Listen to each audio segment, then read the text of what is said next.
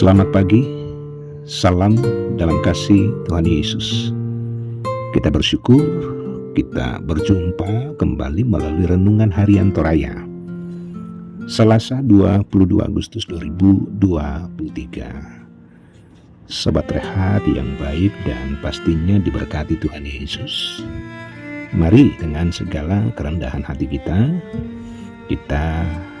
sambut firman Tuhan. Kita berdoa.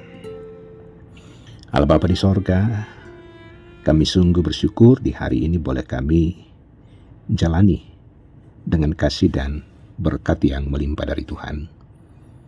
Dan juga kami bersyukur bahwa ada waktu untuk membaca dan merenungkan firman Tuhan. Firman kehidupan yang menuntun kami untuk hidup dengan baik dan benar. Bapa di sorga, berbicaralah, kami sedia mendengar di dalam nama Tuhan Yesus. Amin. Matius 16 ayat 5-12 tentang ragi orang Farisi dan Saduki. Pada waktu murid-murid Yesus menyeberang danau, mereka lupa membawa roti. Yesus berkata kepada mereka, "Hati-hati dan waspadalah terhadap ragi orang Farisi dan Saduki."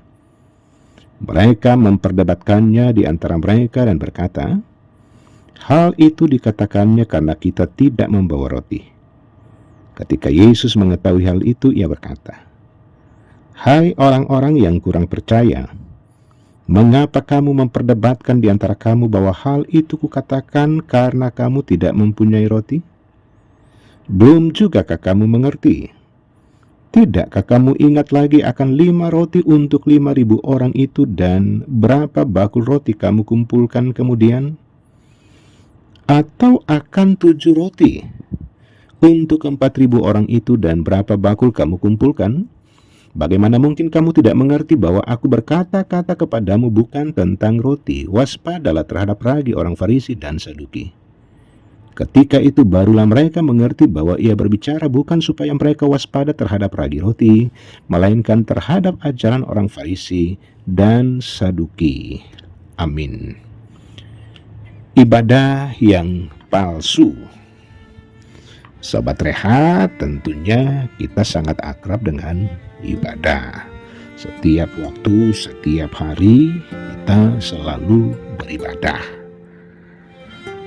Namun kenyataan membuktikan bahwa ada sebagian anak-anak Tuhan hidup keagamaannya tidak mencerminkan nilai ajaran Kristus melalui tingkah laku, melalui cara berpikir dan tutur katanya. Ada banyak yang sibuk mengurus urusan Tuhan tetapi ia tidak dekat dengan Tuhan. Hidup keagamaan seperti itu yang selalu diperdebatkan oleh Yesus dengan orang-orang Yahudi, orang-orang Farisi dan ahli Taurat, Saduki dan lain sebagainya. Yesus acap kali mengkanter mereka. Mereka fasih dan piawai berbicara tentang ajaran. Mereka sangat taat dan ketat menjalankan hukum Taurat dan aturan keagamaan. Namun melalui semua itu mereka hanyalah memperdaya rakyat jelata dengan menjadikan kebenaran Allah berdasarkan pendapat dan paham mereka sendiri. Karena itu Yesus mengingatkan murid-muridnya agar waspada terhadap orang seperti itu yang disebutnya ragi orang Farisi dan Saduki. Sobat rehat, bagi orang Yahudi kata ragi diartikan sesuatu yang tidak baik, korup dan merusak. Dan ragi di dalam diri orang Farisi adalah kebiasaan menjalankan ibadah formal namun dengan kemunafikan. Sedangkan orang Yahudi yakni kesombongan, rasionalisme dan penolakan terhadap kebangkitan orang mati. Sayang sekali para murid tidak memahami arti metafora dari Yesus. Para murid hanya memahami bahwa Yesus tengah berbicara tentang hal jasmani. Mereka tidak memahami, lambat memahami maksud Yesus tentang bahaya kemunafikan rohani orang Farisi dan Saduki. Mereka menyangka bahwa Yesus marah karena lalai membawa bekal. Namun setelah Yesus menghadik mereka, barulah mereka menyadari bahwa Yesus berbicara tentang ajaran dan perilaku orang Farisi dan Saduki yang munafik. Karena itu Sobat Rehat, perlu disadari bahwa mestinya ibadah yang kita lakukan itu harus mencerminkan perilaku. Jangan sekedar seremoni untuk mendapat sanjungan manusia. Firman Tuhan yang senantiasa kita baca tidak menjadi rutinitas selesai kita baca, tetapi harus merubah kehidupan kita untuk lebih baik di hadapan Tuhan. Amin.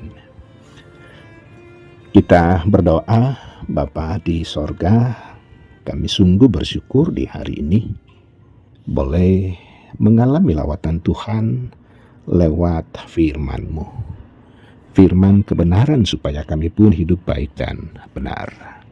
Bapa di sorga, tuntun kami melalui peribadahan kami, bahwa tidak menjadi ritual belaka, formalitas belaka, tetapi sungguh-sungguh bahwa kami adalah orang-orang yang mencari Tuhan, orang-orang yang sungguh-sungguh hidup dari setiap perkataan Allah. Di hari ini, Tuhan sajalah yang menuntun dan memelihara setiap anak-anak Tuhan di keberadaan mereka masing-masing.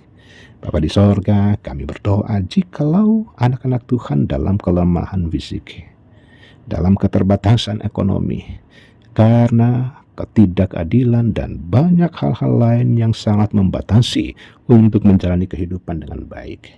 Tuhan sumber solusi, Tuhan punya cara yang tidak terbatas untuk mengasihi mereka. Ya Allah, ya Tuhan kami, terpujilah Engkau. Di sepanjang hari ini, Tuhan sumber kekuatan, sumber sukacita bagi kami di dalam mengiring Tuhan. Di dalam nama Tuhan Yesus. Amin. Demikian sapaan firman Tuhan. Tuhan Yesus memberkati.